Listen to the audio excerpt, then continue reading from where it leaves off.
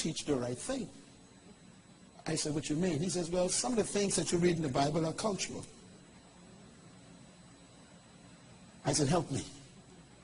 He said, for example, when Jesus said, and he quoted Jesus, when Jesus said, ask and it shall be given unto you, seek and ye shall find, knock and the door shall be opened to you. He said, you don't know what that means. He said, why did he ask you to go 3 times? First you ask, but you don't get it. You got to go seek. You still don't get it. Then you got to go knock. He said, why did he say you got to do these 3 things? I said, I don't know. He says, cultural. He said, when a little child comes to a Jewish father, the father will never give the child anything the first time. I said, what do you mean?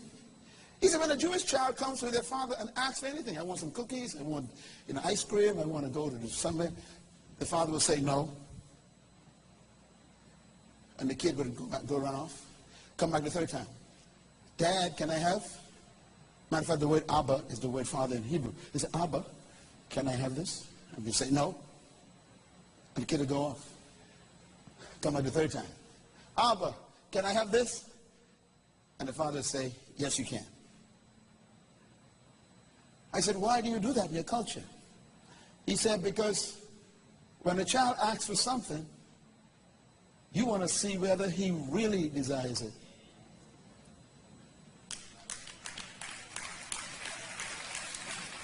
Then he says, blew my mind, he says, and he comes back the 2nd time because you want to see whether he believes he has a right to it.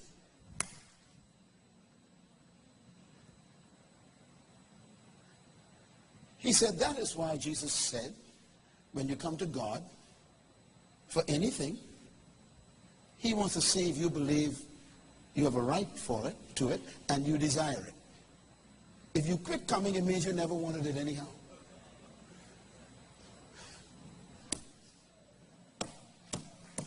How long you been asking for what you've been looking for? Now this ain't working. Wait. What you mean it ain't working? You only asked 4 times. And God know our behemoths go, they big mouth. I want this. God said, let me see if your behemoths really want this. He said the woman kept coming to the judge and began to wear the judge out. And the judge gave it to her because he was about to be worn out. Question, what made her keep coming? That's the question. She knew the guy didn't like her, so it can't be because they had a love affair. It couldn't be because she think there was any hope, because he didn't like any man, the Bible says. He hated everybody. She was coming solely on the status that I have a right to this.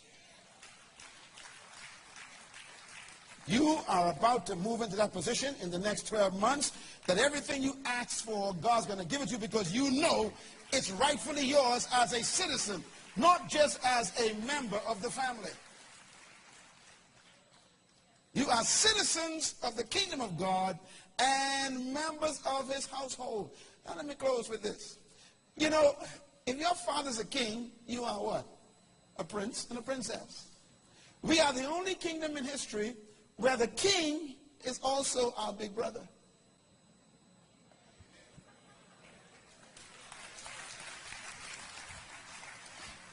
You know, when the prince announced his engagement a couple of weeks ago, all y'all went crazy. And boy, that's going to be a big wedding, eh? Everyone talking about this wedding, okay? And I kept thinking, boy, if I was him.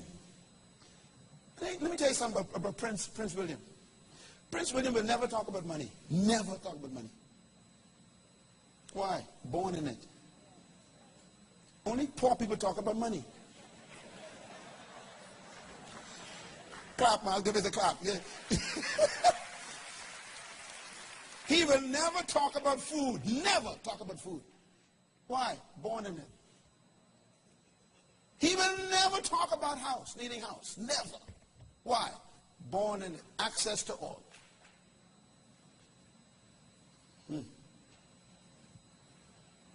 So Jesus said, as many as believed on me, to them give I the power, John chapter 1, to call themselves sons of God.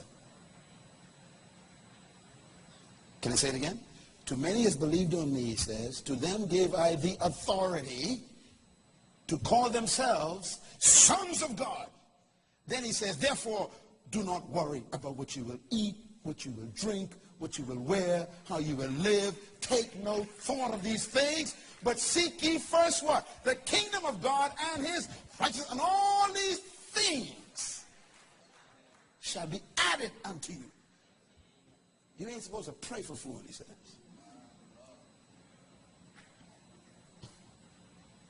It comes with your status.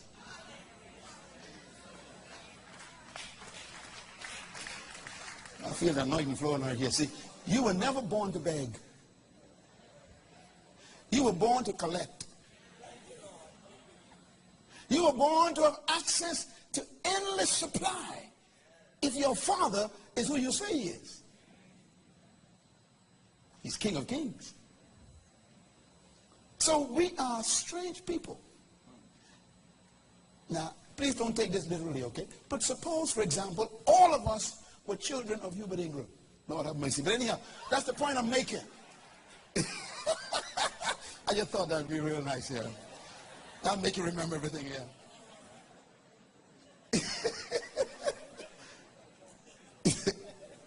Another example? Okay, another example.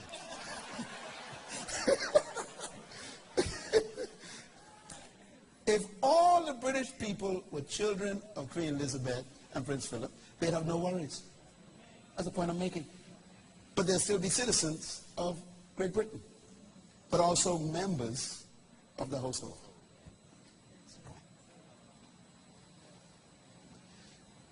Members of the household is the relationship side. Citizenship is the authority side. You can make demands. Let's close with this one. This is our scripture for the year. Read out loud. Philippians chapter 3, verse 19. Read.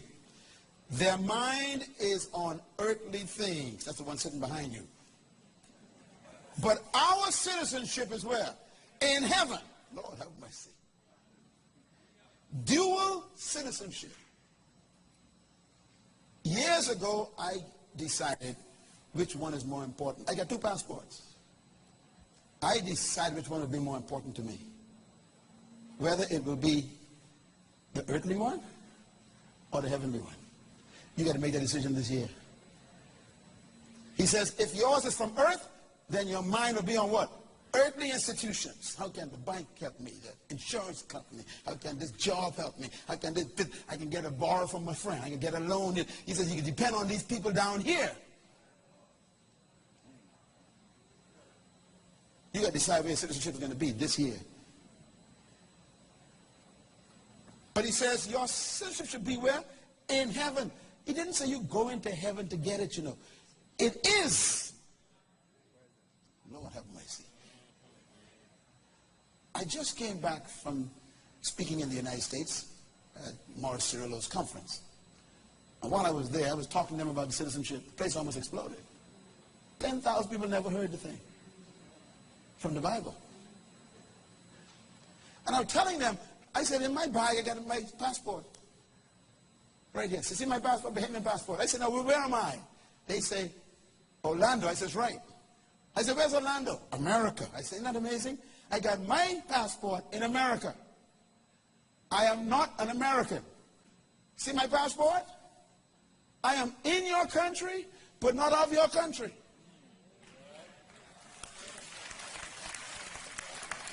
Read it loud again, read it loud. Their mind is where? On earthly things. But what? Our citizenship already registered, stamped in heaven. You ain't got to go to heaven to demand rights. I feel like slapping a sleeping bear. All this preaching we've been hearing all these years, the Lord says, yes, sir, eventually, in the future, in the sweet by and by, you will soon be delivered. What are you talking about? You got it? I'm finished.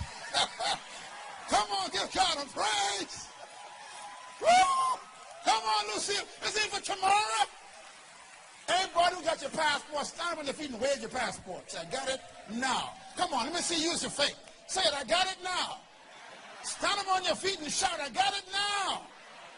I'm a citizen now. Say it loud, I'm a citizen now. Lift those two hands in the air and surrender to your King right now. This is the greatest message that you can be on earth, but from heaven. Begin to pray right now that the Lord will set you free from earthly restrictions. Come on, open your mouth. Begin to pray. The limitations of earth will not run your life in 2011. Come on, ask God to set you free from dependency on government on earth, programs, institutions, rituals. Ask him to deliver you from the limitations of earth. Ask him to deliver you from the limitations of people's plans. Oh, hallelujah. Lord, thank you so much. I give you praise today. I give you praise today. I give you praise today. I give you thanks today that we shall rediscover our citizenship authority. Let this be a week of confidence, a week of power, a week of conviction that we are who you say we are. Our citizenship is in the heavenly country.